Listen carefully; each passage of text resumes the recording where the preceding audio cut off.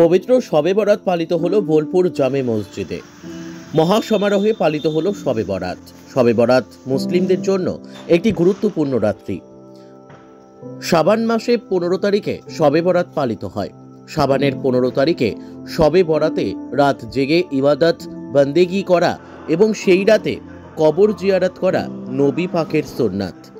শবে বরাত আল্লাহর রসুলের যুগ থেকে রাসূলে পাক 15ই শাবানের রাত অর্থাৎ শবে বরাতের রাত জেগে ইবাদত করতেন, কবর জিয়ারত করতেন এবং দিনে রোজা রাখতেন।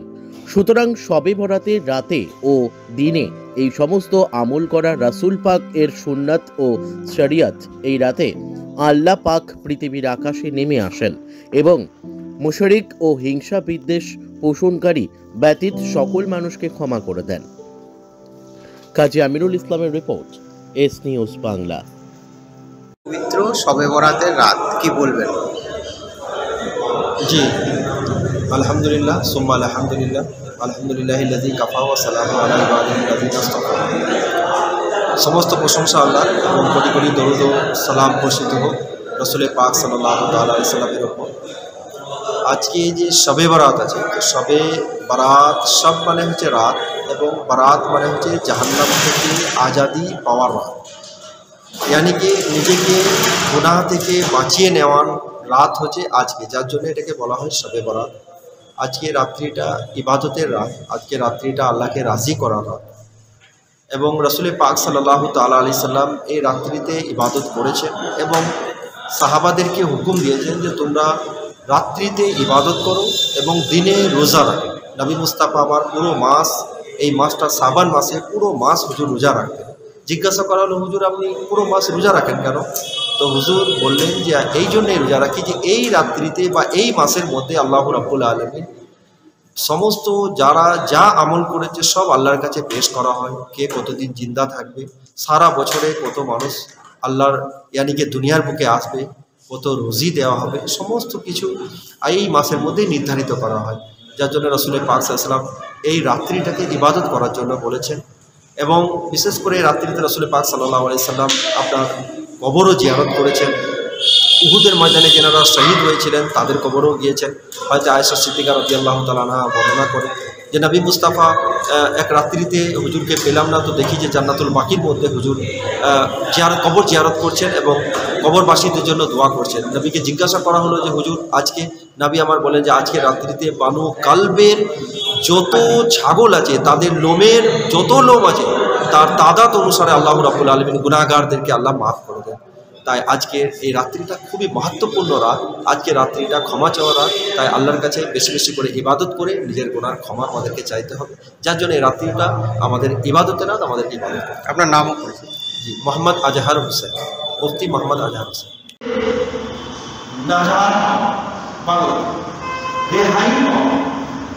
জাহান্নাম থেকে আজাদি পাওয়া, यानी कि अल्लाह रब्बुल आलमीन এই রাত্রিতে আল্লাহ রব্বুল আলামিন আপনার গুনাহগার বান্দাদের আল্লাহ এই রাত্রিতে মাফ করে দেন।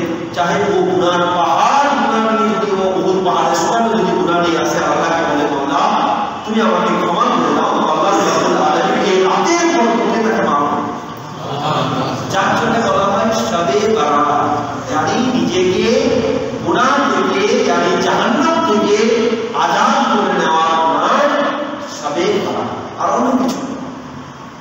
আজকে রাত্রিতে মা আয়েশা সিদ্দিকা রাদিয়াল্লাহু তাআলা আনহা বলেন যে আমার নবী মুস্তাফা এই মাসটাই ছিলেন যে মাসে বেশি বেশি করে রোজা রাখতেন, এমনকি পুরো মাসটা।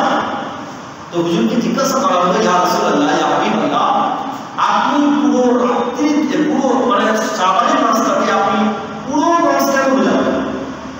উনি বললেন যে এটা এমন একটি মাস যে মাসের মধ্যে আল্লাহ রাব্বুল আলামিন এই বছরে যতজন জন্ম নেবে সবারই নাম লিপিবদ্ধ করা হয়।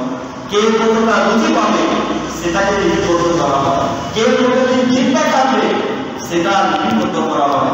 আমি ওই জন্যই আল্লাহ, আমি রোজা অবস্থাতে ইবাদতের অবস্থাতে এই জন্য বার করছি যে ওই অবস্থাতে যখন আপনার জিবরিল আমিন লিখবে তো আমাকে আল্লাহর ইবাদতের অবস্থাতে